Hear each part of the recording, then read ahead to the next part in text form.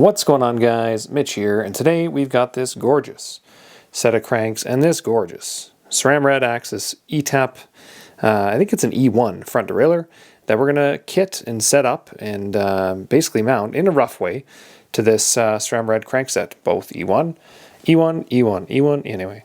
I did a video on the D1 version. It's actually almost identical other than the spacer is just a little bit different that it comes with, which is this.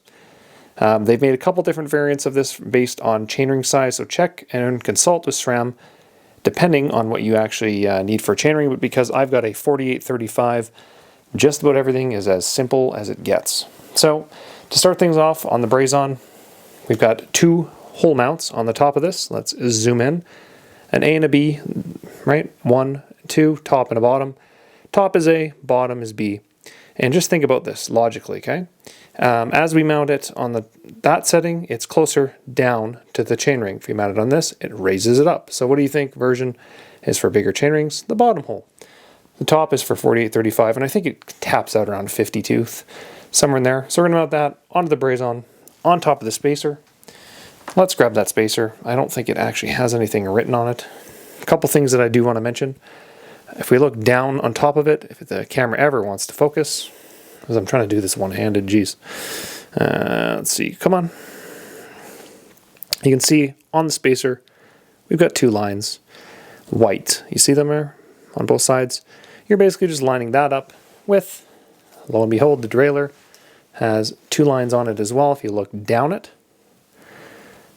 see one on the tip here on the front, and the other on the back here, the white lines. You're just matching this up.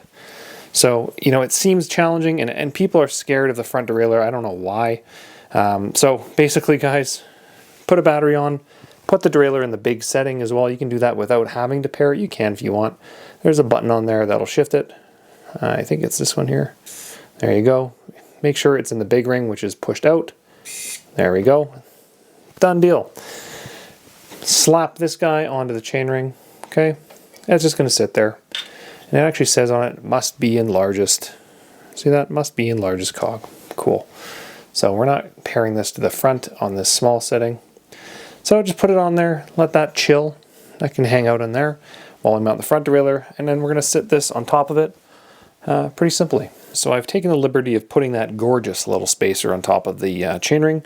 Now a couple things. We're going to take this derailleur, as you can see, and as I mentioned earlier, and I'm just trying to get this to focus, top and a bottom hole, 1 and 2.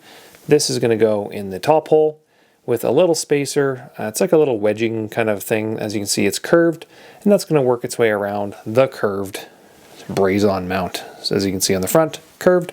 So I'm going to try to mount this. If it doesn't work first try, I apologize, but I am doing this live.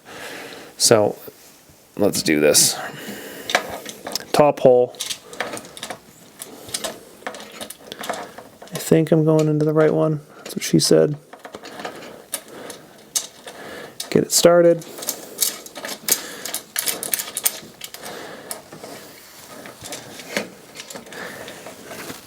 And then what we're doing here, as you can see, we're just going to back this guy up so that we sit on top of this where it should, on top of the line. You can see it's lined up. And we're going to tighten this down and line up the back.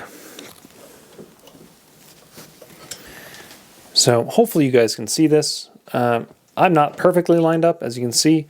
I've got this spacer, so you're kind of doing this in two steps. So one, you're wanting to tighten it down, but you want to move your high limit over, which is the top screw. We're going to adjust that with a 2.5 mil and then reset this process. I think it's 2.5 mil. Double check. I can't even tell. Yes, 2.5 mil. So we're going to align this and move this actually in just a hair, and then readjust this so that we align on the back screw itself. Pretty simple, so let's do that next. So there we go, high limit adjusted. So we're going to try this one more time, loosen this off, and try to line up the back one more time with that spacer. It should sit right on top, just perfect. Like so. Might take a few times.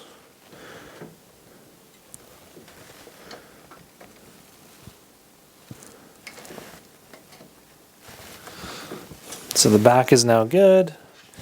The front is out a little bit. Bring it in a little bit more. There we go. Do it one more time. It's actually looking pretty good, just as it is.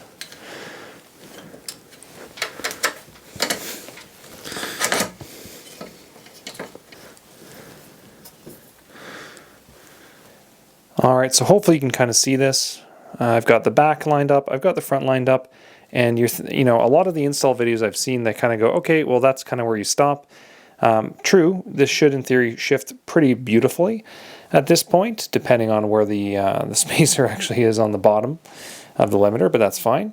But there's actually a wedge that goes on the back. There's 3 little sizes, and basically all you're doing is with another 2.5 mil that goes inside here, wedging that up so that when the bike shifts, it has something to push on. So 3 sizes, it's super self-explanatory. I'm using the one that comes on it already, and it will literally just slide forward and go against the back of that Brazon with a 2.5 mil. All right, and just like that, we are all installed. So now I can go ahead, take that spacer off the bike, which should just pop off the chainring, and we're ready to rock and roll. Pretty simple, guys. So there's your front axis Sram Red AXS derailleur install with trimming, and mind you, there might be a little adjustment inside the app to kind of go through, but that for the most part is it. Thanks for stopping by, guys, and next week we'll move back to the rear end of the bike and set up the rear derailleur. But more than anything, this thing's coming together, so it's great to see piece by piece as we kind of get through this build. So thanks for stopping by, guys. See you next week. Have a great week, and we'll talk soon. Peace.